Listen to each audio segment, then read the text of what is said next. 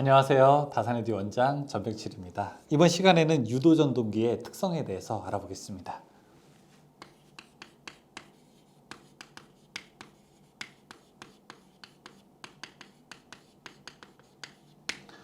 사실 이번 시간에는 우리가 크게 계산하는 것도 아니고 그냥 몇 가지 대표적인 단어들만 좀 알고 한 다음에 뒤에 이제 토크 정도, 출력식 정도만 알면 될 것 같습니다.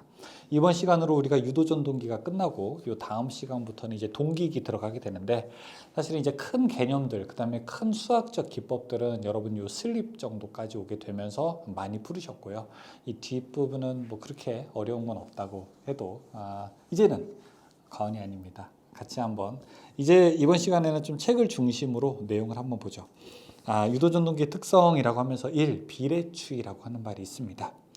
2차 회로 저항의 크기를 조정함으로써 그 크기를 제어할 수 있는 요소라고 되어 있고, 권선형 유도전동기에서만 사용된다. 우리가 유도전동기는 두 가지가 있죠. 하나는 농형 유도전동기, 하나는 권선형 유도전동기. 그 중에서 이제 권선형 유도전동기에서만 사용할 수 있고, 2차 저항을 증가했더니 슬립이 증가되어서 속도가 감소되어서 토크가 증가했다, 이렇게 되어 있습니다. 2차 저항을 증가했더니 슬립이 증가되어서 그 다음에 속도가 감소하게 되고 토크가 증가하게 됐다. 자, 이 얘기가 무엇이냐? 우리가 이 비례추이라고 하는 것을 한번 볼게요. 비례추이라고 하는 것은 비례해서 대충 때려 맞추는 겁니다. 무슨 얘기냐? 만약에 제가 어떤 월급을 어디서 받는다고 한번 해볼게요. 이게 년차라고 한번 해보겠습니다. 자, 여기가 급여라고 한번 해볼게요. 그냥 편의상 100만 원으로부터 시작한다고 한번 해보겠습니다. 1년에 100만 원을 받았습니다. 근데 1년 됐을 때 100만 원을 받았어요. 2년 됐을 때 200만 원을 받았어요.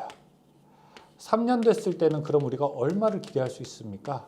300만 원을 기대할 수 있는 거죠. 그렇죠? 비례해서 대충 때려 맞추는 거죠. 그걸 비례추이라고 하게 됩니다. 이 전동기 중에서도요, 농형 유도 전동기가 아니라 권선형 유도 전동기에서는 바로 2차 측에 권선형 유도전동기에서는 2차 측에 우리가 코일이 있기 때문에, 즉 회전자의 코일이 있기 때문에 여기다가 저항을 달아서 여기에 흘러가는 전류, 즉 저항을 조정함으로써 이 슬립의 크기를 조절할 수 있습니다. 슬립을 조절할 수 있다는 얘기는 또 속도를 조절할 수 있다는 얘기와 같게 되는 것이죠. 그러면은 기본적으로 이쪽에 슬립이 0이고 자, 이쪽에 토크라고 하게 되면은 내가 원하는 속도에서 최대 토크를 만들 수 있다는 장점이 있습니다. 예를 들어 어떤 전동기는 출발할 때 큰 힘이 필요해야 하는 것이 있는 반면, 어떤 전동기는 거의 최고 속도가 다 달았을 때 최고의 토크가 필요할 수도 있을 것입니다. 그것을 이제 이렇게 살펴보게 되면은 쭉쭉쭉쭉쭉쭉쭉 가서, 자, 어떤 전동기는 이렇게 여기가 속도가 0이에요. 낮은 속도일 때 최대 토크가 필요한 반면, 이제 어떤 전동기는 이렇게 높은 속도일 때 최대 토크가 필요할 수도 있게 된다는 거죠. 그럼 최대 토크의 크기는 더 이상 조절할 수 없지만 최대 토크가 발생하는 시점은 우리가 조절할 수 있게 되는 겁니다. 이런 방법이 바로 이 비례추이라고 하는 방법입니다. 비례추이라고 하게 되면 몇 가지 문제가 나오게 되는데, 첫 번째, 어디에서만 사용 가능하다? 권선형 유도전동기에서만 사용이 가능하다. 그 다음에 2차 저항이라고 하는 것을 조절함으로써 우리가 속도를 제어할 수 있는 방법이다 라고 되어 있습니다.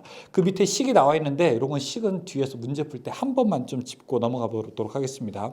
자, 중요한 것은 특징입니다. 이거 별표 한번 쳐두세요. 너무 잘 나옵니다. 특징 1번, 2차 저항을 변화해도 최대 토크는 불변한다. 최대 토크의 값은 변하지 않는다. 최대 토크의 크기는 변하지 않습니다. 두 번째, 2차 저항을 크게 하면 기동 전류는 감소하고 기동 토크는 증가한다. 3번에 비례추이할 수 있는 것과 비례추이할 수 없는 것을 보셔야 됩니다. 비례추이할 수 있는 것은 1차 전류, 역률, 1차 입력하고 토크도 여기 들어갑니다. 토크 여기 넣어야 됩니다. 비례추이해서 옆에 토크라고도 하나 보십시오. 그래서 비례추이할 수 있는 것은 토, 일, 역 이렇게 기억하세요. 토크, 1차 전류, 그 다음에 역률 이렇게 기억하시면 됩니다. 비례 추이할 수 없는 것도 있죠. 출력, 효율, 동선, 동기속도 이런 것들은 조절할 수 없는 거예요. 내가 그러니까 건들 수 없는 영역에 있는 것들입니다. 다음에 두 번째 원선도라고 하는 거 있습니다. 우리가 헤일랜드 원선도라고 해서 이 원형의 도면 형태로 유도전동기의 특징을 설명하게 되는 건데요. 유도전동기의 원선도라고 되어 있어서 거기에 원선도 작성에 필요한 시험이라고 되어 있어요. 저항 측정 및 시험 및 구속시험 1차 동선 및 2차 동선, 무부하 시험은 여자 전류와 철선을 알 수 있다. 원선도에서 알 수 있는 것은 1차 동선, 2차 동선, 1차 입력, 철선, 여자 전류가 있다. 이 정도만 그냥 보시죠. 다음에 3번에 효율이라고 하는 것이 있고요. 그 다음에 출력이라고 하는 것도 있습니다. 그 다음에 토크 특성도 있게 되죠. 자, 4번에 출력이라고 하는 거 보겠습니다. 출력이라고 하는 것은 우리가 단상이냐 삼상이냐에 의해서 구분하게 되는데요. 처음에 단상 유도전동기일 때 P는 VI 코사인 세타가 되고요. 그 다음에 삼상일 때는요. P는 이렇게 됩니다. 루트 3 VI 코사인 세타가 됩니다. 그래서 단상과 삼상을 이렇게 나눌 수가 있게 됩니다. 다음에 토크 특성이 있죠. 5번에 토크 특성. 토크라고 하는 것은 어떻게 됩니까? 이거는 0.975 n분의 P. 자, 앞에서 한번 본 적 있죠, 여러분? 토크라고 하는 거 우리가 계산한 적 있죠. 그쵸? n분의 P. 단위는 킬로그램 미터가 됩니다. 그리고 동기 우리가 유도전동기라고 하는 유도전동기는요. 전압의 제곱에 비례하게 됩니다. 이 동기전동기는 뒤에 나오는 동기전동기는 그냥 전압에 비례하거든요. 유도전동기는 전압의 제곱에 비례한다고 하는 이 특징을 볼 수가 있습니다. 자, 문제 풀면서 본격적으로 내용 보죠. 몇 가지는 어쩔 수 없이 조금 암기해야 되는 것도 있는데 조금 좋은 마음으로 봐주시기 바라겠습니다. 1번 비례추이를 이용하여 속도 제어가 되는 전동기는 무엇이라고 하게 되는가? 1번에 권선형 유도전동기. 2번에 권선형에서 비례추이를 이용한 기동법은 바로 2차 저항기동법이라고 부르게 됩니다. 3번이죠. 3번 다음 중 유도전동기에서 비례추이를 할 수 있는 것은 무엇인가? 토일력 이렇게 있었죠. 토일력. 토크, 1차 전류, 그 다음에 역률 보시면 됩니다. 역률, 답은 4번이 됩니다. 4번, 삼상 유도전동기의 특성에서 비례추이하지 않는 것은 무엇인가? 토일력, 2차 전류 여기까지 들어가는데 1번의 출력은 비례추이하지는 않게 됩니다. 5번, 권선형 유도전동기 기동 시 회전자 측에 저항을 넣는 이유는 왜 저항을 넣게 됩니까? 토크를 높게 하려고, 내가 원하는 토크를 만들려고. 답은 4번, 기동전류 억제와 토크 증대. 6번, 삼상 권선형 유도전동기의 기동 시 2차 측에 저항을 접속하는 이유는 비례추이하려고 하는 거죠. 비례추이하려고 하는 이유는 기동 토크를 크게 얻으려고. 보통 전동기가 출발할 때 토크가 약하기 때문에 출발할 때는 보통 큰 토크를 요구하게 되거든요.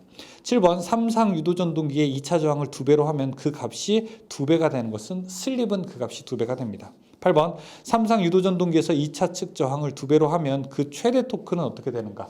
자, 저항 2배로 하게 된다고 하더라도 그 최대 토크는 변하지 않는다. 또 어떤 경우에는 이게 불변한다. 이렇게도 나오게 됩니다. 변하지 않는다라고 대답하면 됩니다. 9번, 교류전동기를 기동할 때 그림과 같은 기동 특성을 가지는 전동기는 이게 바로 비례추이 그림입니다. 여기 지금 제가 그린 그림과 같은 형식의 그림이죠. 이건 우리가 권선형 유도전동기에서 나타나는 특성이죠. 답은 4번, 삼상 권선형 유도전동기. 동기입니다. 10번 아래의 설명에서 빈칸 기역에서 디귿에 알맞는 말은 무엇인가? 권선형 유도전동기에서 2차 저항을 증가시키면 기동전류는 어떻게 됩니까? 기동전류는 내려가게 됩니다. 감소하게 되고요. 토크는 어떻게 됩니까? 올라가게 되고요. 그래서 역률도 좋아지게 됩니다. 답은 1번으로 할 수 있죠. 11번 슬립 4%인 유도전동기의 등가 부하 저항은 2차 저항의 몇 배가 되는가? 라고 물어보고 있습니다. 자, 2차 저항 이게 구하는 식인데 2차 저항 구하는 식은 슬립 빼기 1 빼기 슬립을 계산하게 됩니다. 그 다음에 R2 계산하게 되는데 슬립이 지금 0.04라고 했으니까 0.04분의 1 빼기 0.04 이렇게 계산하면 됩니다. 이거 계산하게 되면 아마 24 나오게 될 거예요. 그냥 이렇게 하나만 기억하죠. 4 나오게 되면 24로 기억하십시오. 12번 슬립이 5%이고 그 다음에 2차 저항이 0.15인 유도전동기의 등가 저항은 얼마가 되는가 물어보고 있습니다. 이때 등가 저항 역시 5%니까 0.05분의 1-0.05 그 다음에 0.15이라고 했으니까 0.1 이렇게 해서 계산할 수 있습니다. 그러면 여기가 1.95이라고 계산하면 됩니다. 계산하는 문제는 이렇게 두 가지 형식밖에 없습니다. 13번 슬립이 일정할 경우 유도전동기의 공급전압이 2분의 1로 감소하게 되면 토크는 처음에 비해서 어떻게 되겠는가? 자, 유도전동기의 공급전압이 2분의 1로 감소하게 되면 전압의 제곱에 비례하기 때문에 2분의 1로 감소하게 되면 4분의 1로 감소하게 되겠죠. 답은 4번이 됩니다. 14번. 삼상 유도전동기의 토크는 유도기 전력의 제곱에 비례하게 되죠. 이승에 비례하게 된다. 1번이 답이죠. 15번. 일정한 주파수의 전원에서 운전하는 삼상 유도전동기 전원 전압이 80%가 되었다면 토크는 어떻게 되겠는가? 자, 80%가 되었다는 얘기는 0.8의 제곱이라는 거 아니겠습니까? 그럼 이거 얼마가 됩니까? 0.64죠. 즉 64%가 되는 거죠. 답은 2번이죠. 16번 유도전동기에서 원선도 작성 시 필요하지 않은 시험은 무엇인가? 4번의 슬립은 원선도 상에서 우리가 원선도의 그림을 보고 구할 수가 있습니다. 따라서 슬립 측정은 하지 않아도 괜찮습니다. 17번 삼상 유도전동기의 전격 전압을 Vn, 출력을 P, 1차 전류를 I1, 역류를 코사인 세타라고 하면 효율을 나타내는 식은 무엇이 되는가 물어보고 있습니다. 우리 출력이라고 하는 것은 삼상일 때 루트 3, 그 다음에 V, I, 그 다음에 코사인 세타 이렇게 놓을 수 있죠. 거기에다가 효율을 계산하게 된다면 여기다가 효율을 이렇게 곱할 수가 있습니다. 그러면 효율은 어떻게 됩니까? 효율은 나머지 루트 3, 그 다음에 VI 코사인 세타 분의 P 이렇게 계산할 수가 있게 되죠. 답은 무엇입니까? 3번이 되겠습니다.